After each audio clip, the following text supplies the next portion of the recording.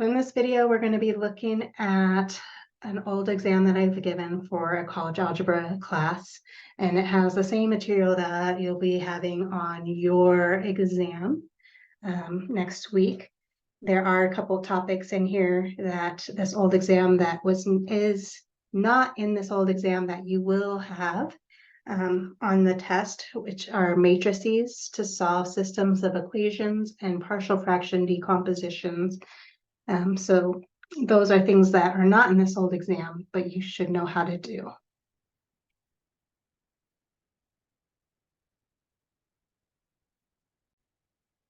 So the first question for this exam was put the equation of the conic section in standard form and graph the equation.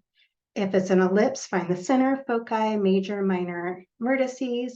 If the equation is a hyperbola, we're going to find vertices of the transverse axis, the center of the graph, and the asymptotes.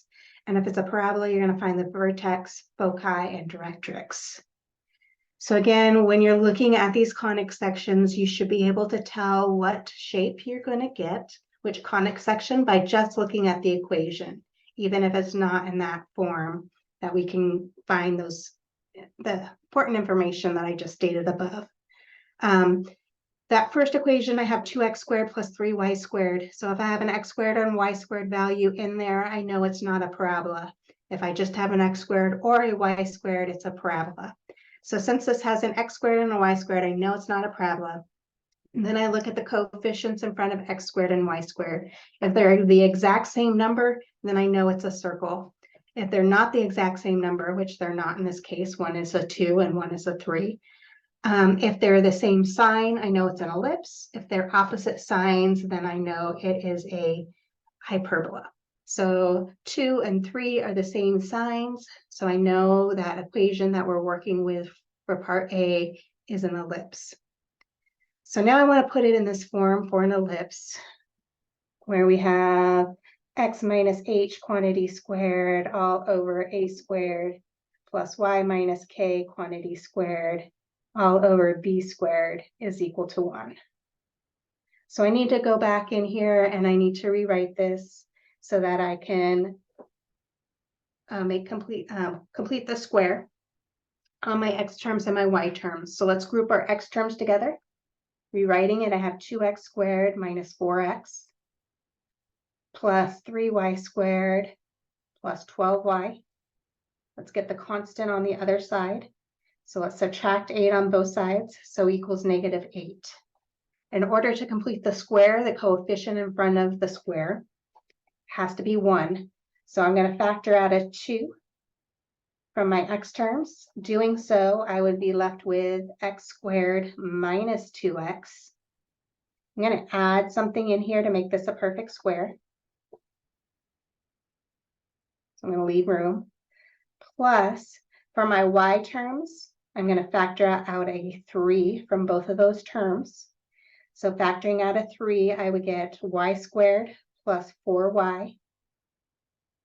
Plus, I'm going to have to add something in here to make this a perfect square, is equal to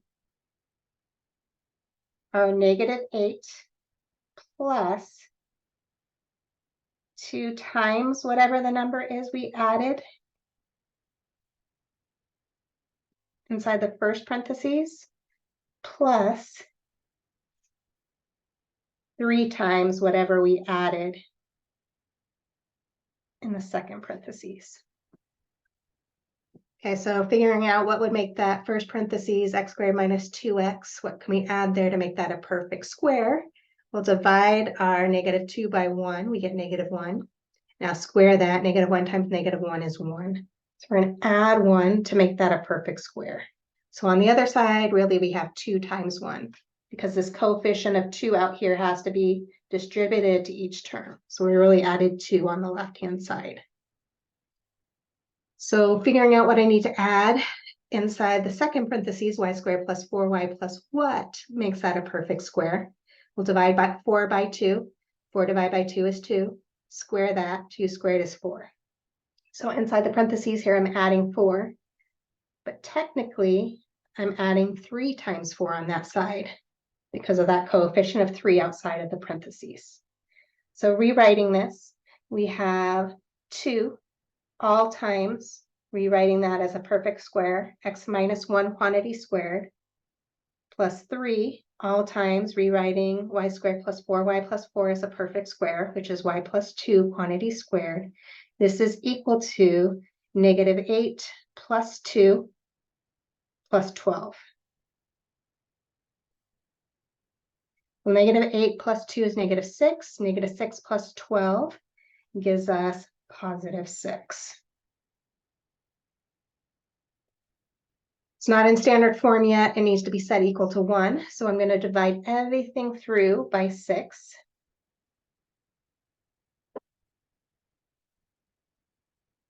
So I can only cancel these numbers out here. So I'm left with x minus 1 quantity squared all over 3 plus 3 goes into 6 twice. So y plus 2 quantity squared all over 2 is equal to 1.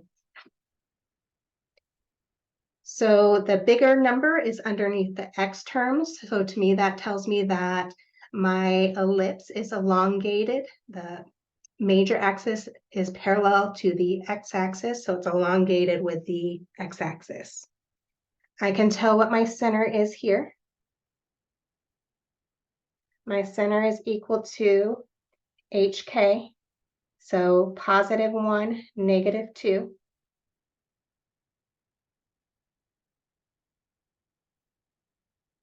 So I want to find the length of my major axis and my minor axis. The major axis has a length of 2a.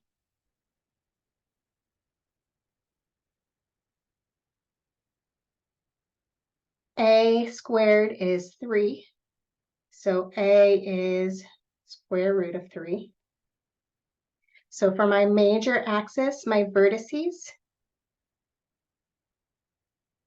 so I'm going to go left and right adding 2 times a, or 2 root 3. And I'm doing that from my center of 1, negative 2. So adding, moving this left and right, or adding left and right, that's going to affect my x value of my center. So it's going to be 1 plus or minus 2 root 3. Y is going to stay the same of negative 2.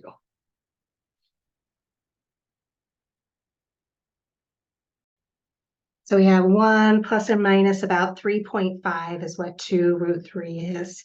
So if I have 1 plus 3.5, that's going to be approximately 4.5, negative 2. And if I have 1 minus 3.5, that's about negative 2.5, negative 2. So let's go over 4.5, negative 2, and then negative 2.5, negative 2. So for the minor axis, I'm going to go up and down 2b, and 2 times b, so b squared is 2, so I know b is root 2.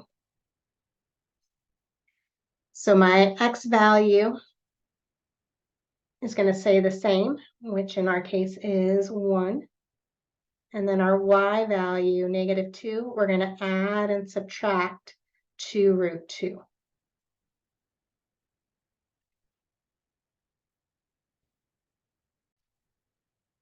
So 2 root 2 is about 2.8. So we would have 1 comma negative 2 plus 2.8 is 0.8.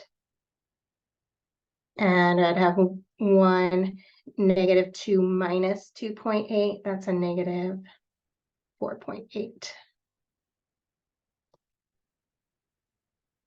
So if I go 1 over and down about 4.8, I have a point here. And if I go over 1 and up about 0.8, I have here. And so we have our ellipse, which looks similar to that. It also wanted the foci.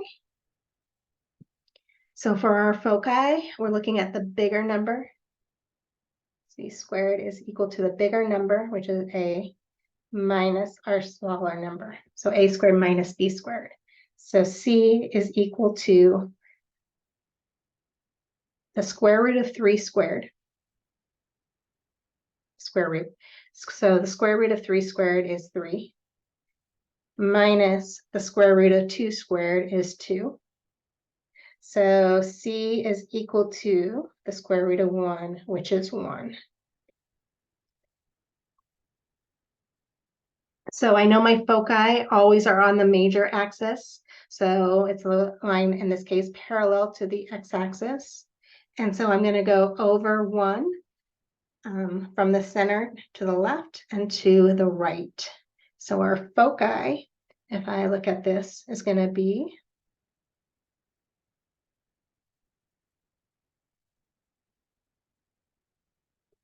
so 1 minus 1 is going to be 0, negative 2. And 1 plus 1, so that's 2, negative 2.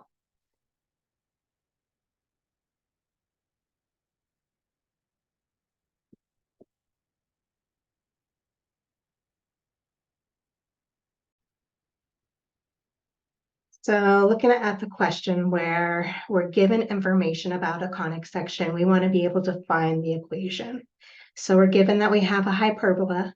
We're given that the center is at 1, 4, and we have foci at 7, 4, and a vertex at 3, 4. So best thing to do here, we know that it's a hyperbola, so we have kind of a generic formula for this. So we know that it's x minus h quantity squared. We have a y minus k quantity squared. We have an equal 1. There's a minus. I'm not sure if it's in front of the x's or the y terms, but I can figure that out by plotting things. So let's start plotting what we have. We have a center at 1, 4. So if I go over 1 and then up 4, I know that I have a foci at 7, 4. So if I go over 7 and then up 4,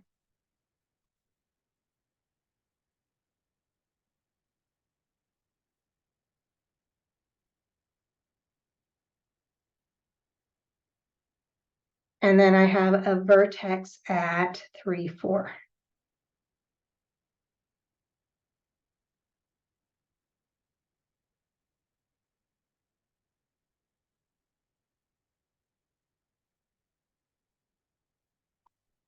So I know that my foci is always on the transverse axis. I know that my hyperbolas are facing towards the foci. So knowing that, I know that I'm going to have something that looks like this shape.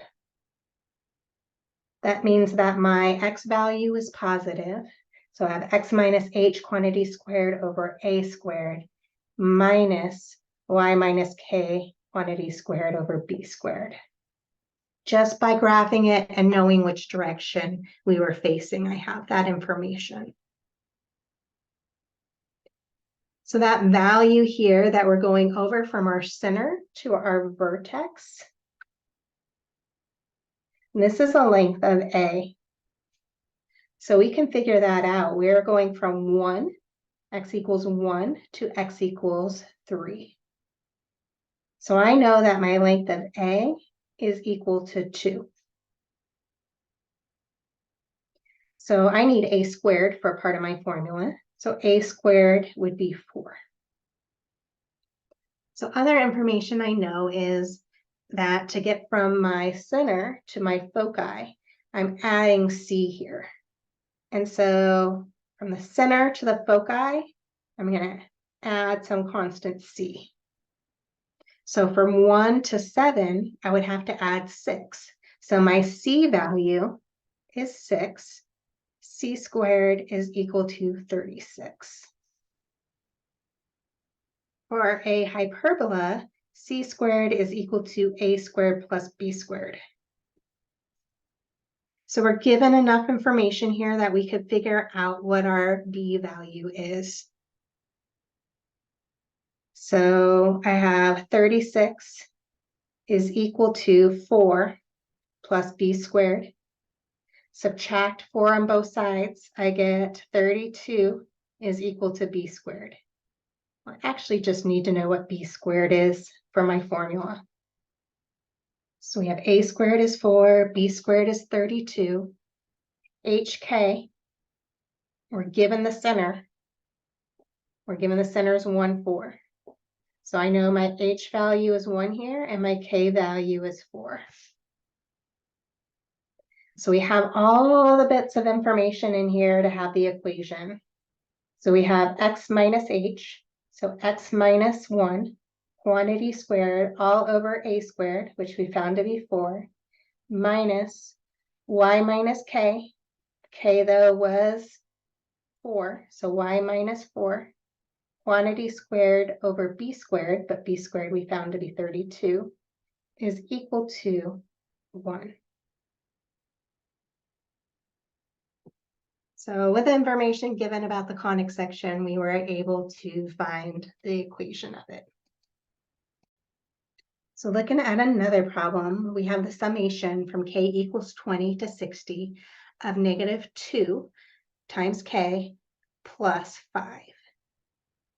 Okay, so we can break this down using properties of summations. So I know, first of all, this is not starting at 1. So I want to look at the summation from k equals 1 to 60 of my negative 2k plus 5 minus, so I don't want the first 19 terms there. I don't want to sum the first term, the second term, up to the 19th term. So if I subtract off the summation from k equals 1 to 19 of our sequence, then we would start with the 20th term, which we want in this case. So we can use rules or properties of summations. So technically I could break this down. And if we have a sum, we can break it down as a sum of the terms. So k equals 1 to 60 of negative 2k. I'm going to pull the negative out front. So it's negative 2 times k plus the summation from k equals 1 to 60 of 5 minus the summation. I'm going to bring out the negative 2 in front.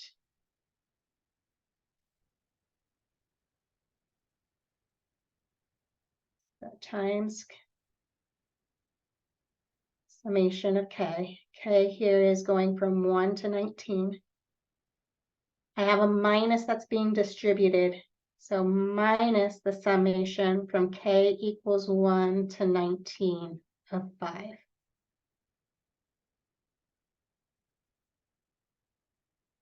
So we have some formulas for summing k. So the summation of k, if you have the summation of k equals 1 to n of k, this is equal to n times n plus 1 all over 2. So using that fact here, our n value is 60.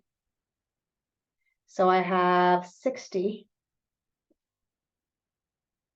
all times 60 plus 1, which is 61, all over 2. So that was just for this first piece. Plus, so there's a rule, if we're summing a constant, which we are, 5, and we're summing it 60 times, I have 5 plus 5 plus 5, 60 times, this would be 60 times 5. Minus a negative, so plus. So I'm using the same formula up here, but in this case, my n value is 19. So I would have 19 all times 19 minus 1, which is 18, divided by 2. That was this piece. Did I multiply by the 2 out front? I didn't. So don't forget this 2 out front. So also times 2 in here. Minus, so I'm summing 5 19 times, so minus 5 times 19. So let's simplify. 2 goes into -2, -1 times. So I have -1 times 60 times 61.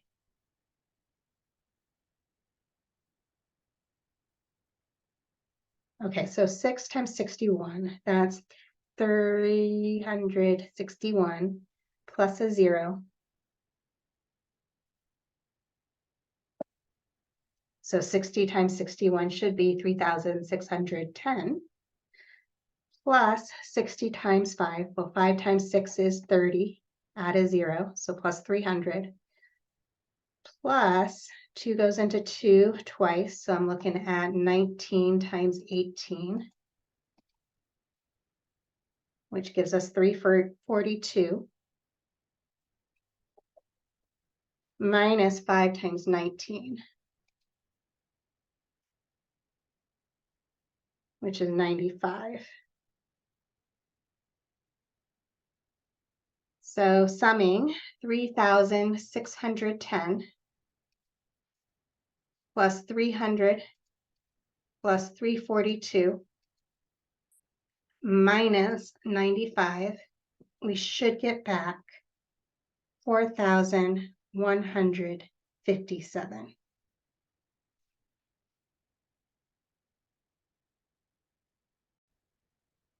That would have all been right if this had been positive in front, but we need to carry down that negative sign.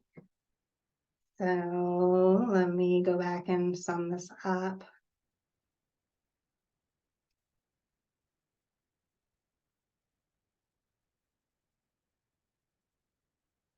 Doing that, we should get back, if I did that right, and I'll double check, but we should get back negative 3,063.